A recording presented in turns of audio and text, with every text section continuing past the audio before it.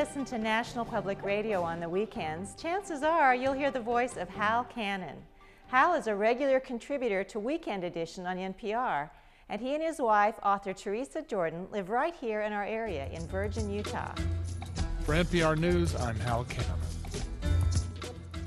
Hal is a lifelong folklorist who founded the Western Folklife Center in Elko, Nevada, along with the famous Cowboy Poetry Gathering, now in its 27th year.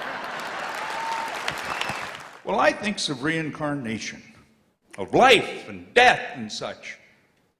And I come away concluding, Paul, you ain't changed all that much. Tell me what a folklorist is. Well, a folklorist is a person who's interested in the parts of history that sort of come forward with us personally in our lives, the culture. Like we learn how to make jam from our mother, that's folklore, or make quilts, or tell stories, or the way we tell jokes, or the kind of music we like. But it's sort of down home. It's the everyday person. It's not. There's no real stars in folklore. How did you go from folklore to NPR? Well, I lived on a ranch out in Nevada, and we were news deprived.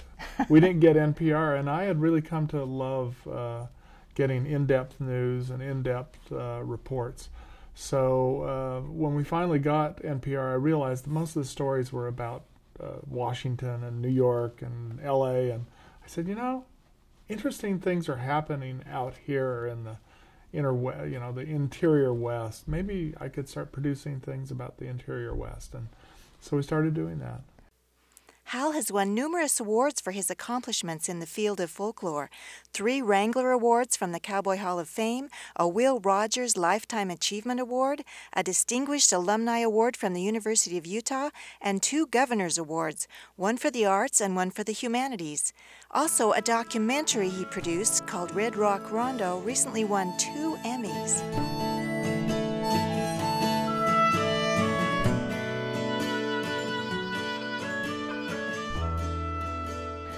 Of all the awards that you've won, what is the most meaningful thing that you've won? I like the heaviest statue that they give you.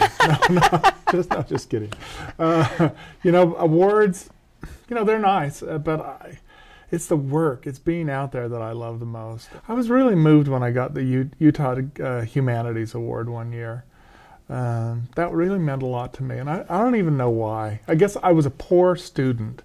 And to be acknowledged as, get a humanities award really meant a lot to me. What's the most interesting story that you ever covered for NPR? Well, I think it was when we were invited by a native elder to come to a ceremony and document it at Wounded Knee, where his great-great-grandfather had been... he was the chief of the people that were murdered at Wounded Knee. Wow. And we got to be part of a ceremony where they reunited his soul with his body, basically. And we got to cover the whole thing. We were invited as special guests. Wow. What's next for you? How you feel like you've completed your life goals, or do you have other goals you're aspiring to? Oh, God, I have lots of energy these days, so I'm playing a ton of music. I've been writing songs.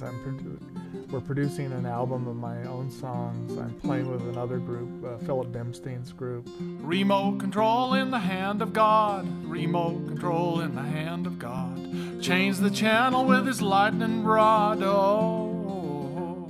I just want to keep doing what I'm doing. I just feel so blessed in these hard times to be able to still do what I want to do, and hopefully people think it's valuable enough. Oh, we're certainly blessed with your work. Thank you very much. Thanks a lot.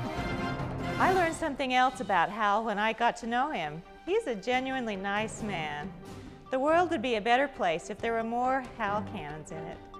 If you'd like us to tell the story of someone you know, call us at 435-879-4274 or visit southernutahnow.com and click Contact.